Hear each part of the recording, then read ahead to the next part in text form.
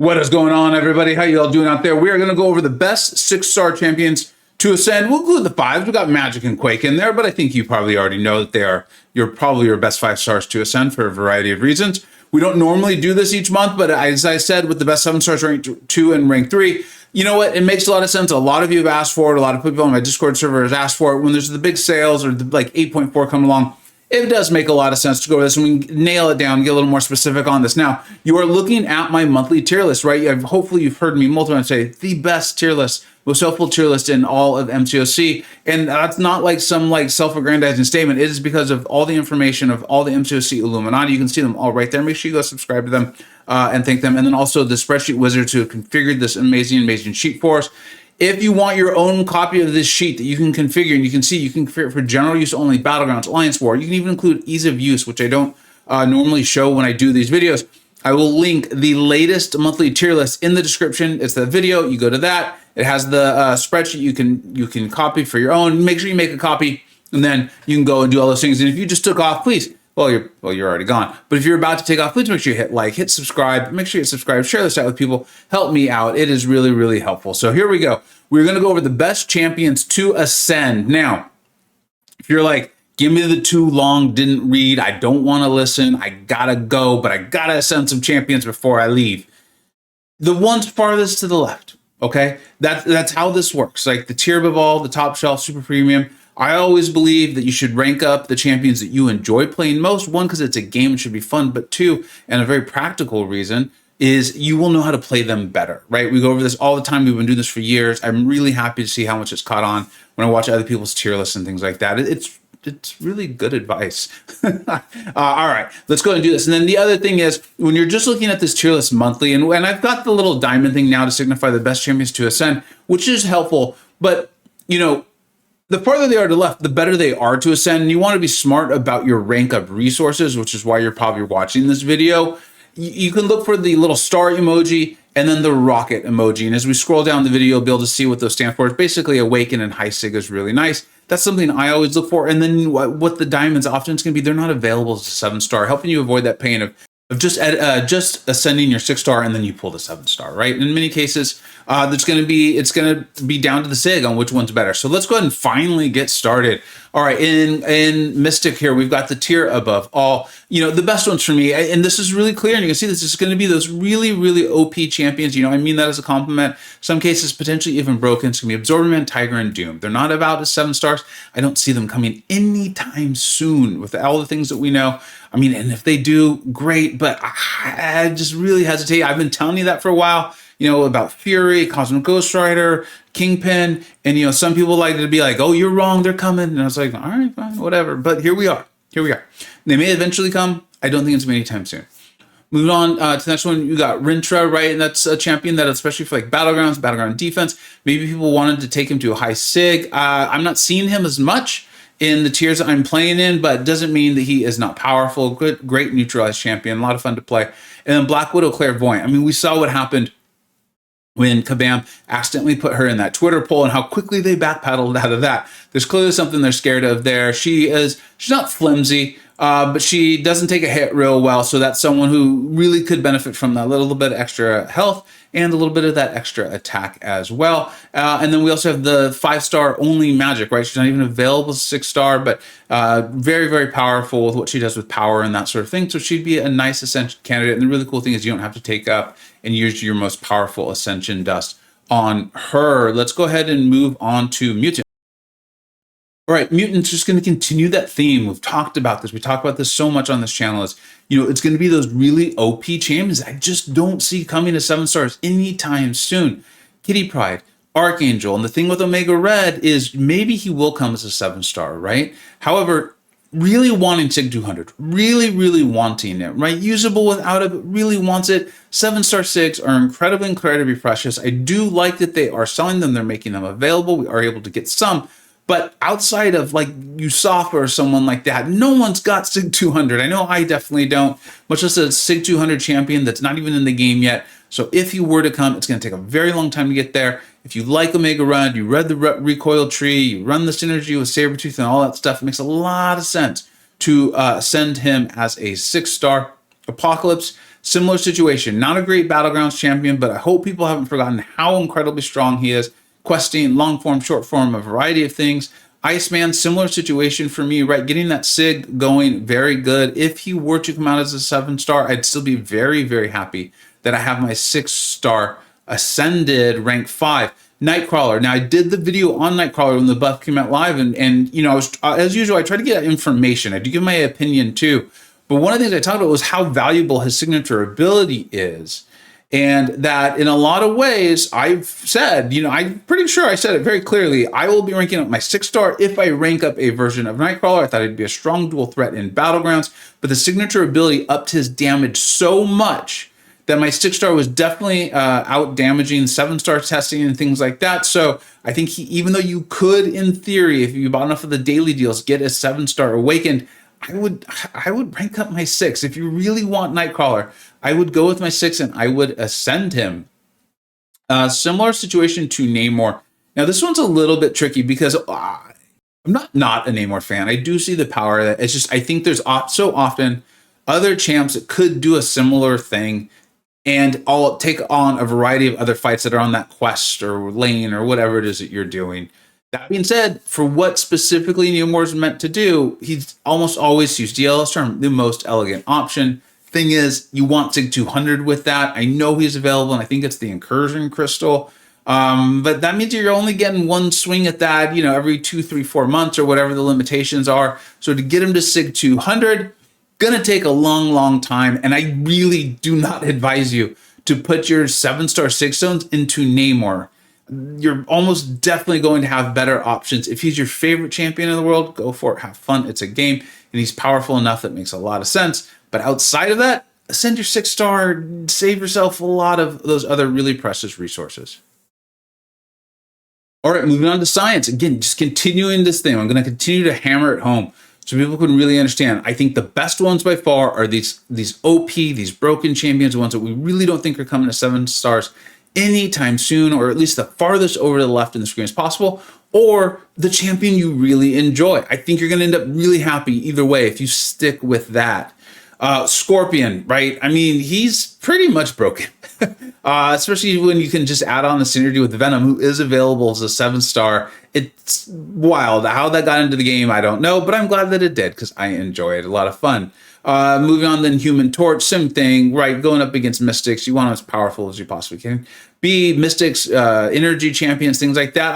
I don't think Human Torch is being necessarily passed by. He's still great at what he does, but science as a whole is so strong and has so much utility involved there. A variety of these champions that outside of like your BG nuke, I don't find myself using Human Torch that much at all anymore. I realize he can handle miss and some of the healing and things like that. I get it, but again, there's just so much power in science these days that I don't even have an Ascended Torch. I don't see myself doing it anytime soon. Famous last words, watch. But that's my honest opinion right now. Cassie Lang, phenomenal champion. Really, really great. I think people have kind of forgotten about her because science has gotten so strong. And she was, I think, was bugged a little bit there. But if you step back into Inequity, she's still incredibly tanky. Just a fantastic champion. I really do enjoy her. Quicksilver, I think I finally said it enough times that you all got tired of telling me I was wrong. I know not everyone enjoys playing him, but he's really, really good. And I've been saying that for a very long time. Can do a tremendous amount of things. Like the amount of utility that he has is pretty wild when you really dive into it. Some of my favorite videos I've ever made were Quicksilver videos. So I like it. I personally won't be ascending him anytime soon, though, just letting you know. Because I think Battlegrounds is going to kind of be my focus and general questing, and maybe I just played him so much or something like that. And I think some of it is also just the strength of science and how much. I'll tell you who I'm going to try to be ascending very, very soon, because we're about to get there in the second tier. Mr. Fantastic is phenomenal. I like playing him. He's not my favorite cup of tea, but right there, Red Guardian. I covered that buff when it covered the buff when it was on CCP. I absolutely love him. I'm beginning to realize because of how much I enjoyed Guardian's buff too. I think there's something I enjoy about just pounding on the opponent with a heavy attack with them in the corner, because that's one thing Red Guardian and Gladiator have in common, right? And I enjoyed both those buffs so much. Put out videos saying how good I thought they were going to be, and it's been really cool to see that. In fact, Grass, another MCoC channel that I really enjoy, has done a really cool showcase on Red Guardian in Battlegrounds, and it just inspired me because I was like, you know what? I know I'm going to get all those Ascension dust coming up soon here with 8.4. Red Guardian's got to go up. It just has to happen, even though I have this insanely strong science roster. So that's there. Quake, the 5 stars, is very similar to what we just talked about with Magic, and then they don't have the emoji next to them. But I've seen enough really, really smart Battlegrounds players starting to do this. If you're interested in Battlegrounds, you got to be strategic with how you place them, but Electro can absolutely ruin your opponent's day. Get his health as high as you possibly can, and he'll take more health off your opponent for you. Let's move on to Tech. Moving on to Tech, again, same theme. I'll try to stop repeating it, but you know me, I'll probably keep saying it each time. Future Ant-Man, Ghost, Nimrod. Are they ever coming to 7 stars? If they are, I don't think it is soon. Nimrod does really benefit from his signature ability too, so does Ghost, obviously. So even more incentive to do that there. The next one would be Omega Sentinel, not available at all as a 7 star. I do think, though, this. I would not be surprised to see her come to 7 stars soon. I don't think she's broken. I don't think she's overpowered. I think you do want her signature ability up and that sort of thing. So if I did ascend her, I would not be upset if she came to 7 star anytime soon. Moving on through, we get to Punisher 29. Now, this is, I enjoy shouting out the Illuminati. They're great. They're phenomenal. But I do watch other channels as well. One is Trappy. Trappy's just really entertaining me, full of knowledge.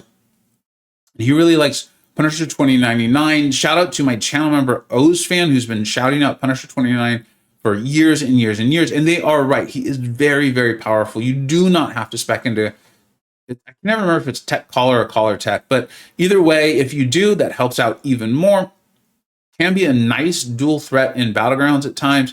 Really controls the combat power rate of a defender, so it can do tremendous things. And then I think he has the armor break off the SB2, can do plenty of damage should you need that to happen. And that's about it for Tech as far as like the best ones. Again, remember, if your favorite champion's on this list or you feel good about your favorite champion, go with them. All right, let's move on to skill.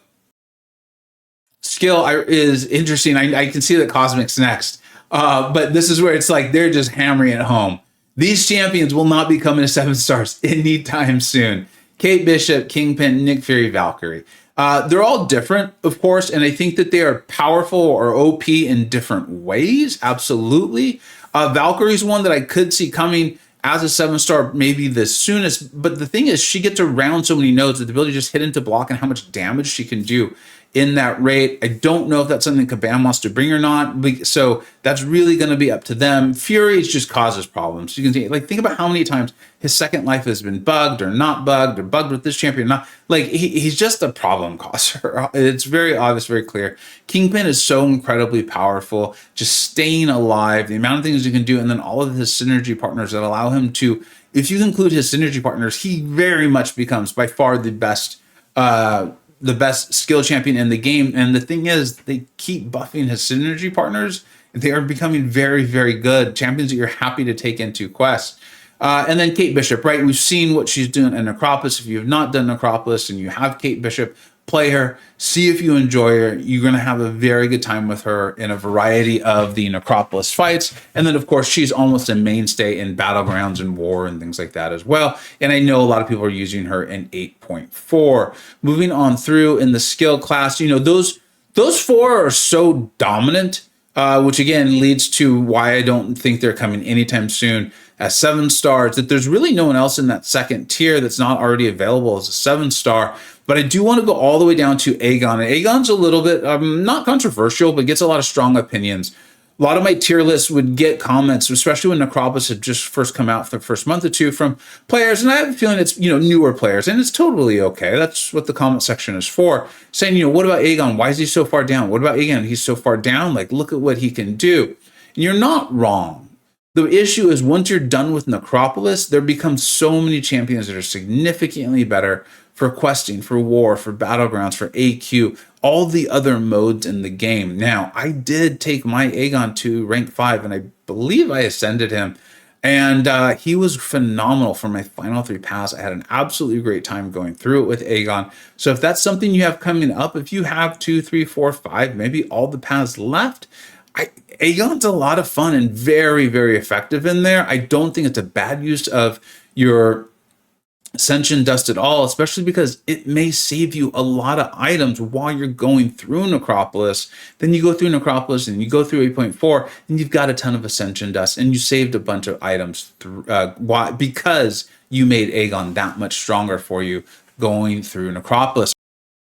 Moving on to the final class of tech, and we talked about this on stream the other day in some videos, like just kind of forget about that tier above all. I guess there's a chance we see Gallon in the not too distant future, but Hulkling and Hercules Cosmic Ghost Rider, I would bet a lot of money that we do not see them anytime soon. If we do see Hercules, it will not be in his current form. I just can almost guarantee it.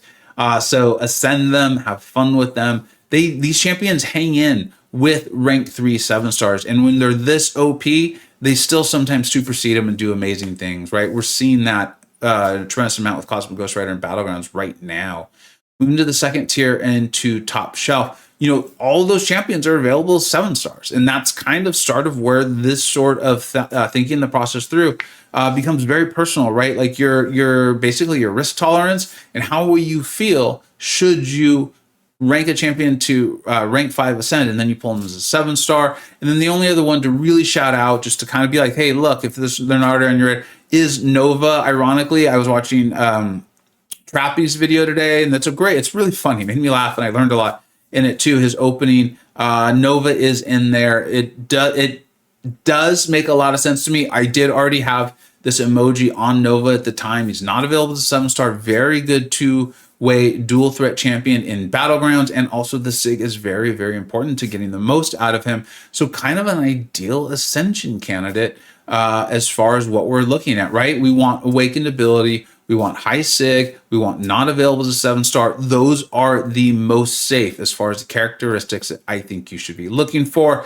As usual, though, let me know what you think we got right. Let me know what you think we got wrong. And always remember, the best champ to rank up is the one you enjoy. Not only because it's going to be fun, but because you're going to know how to use them and you're going to do better in the game with them. Thank you so much for watching. Take care.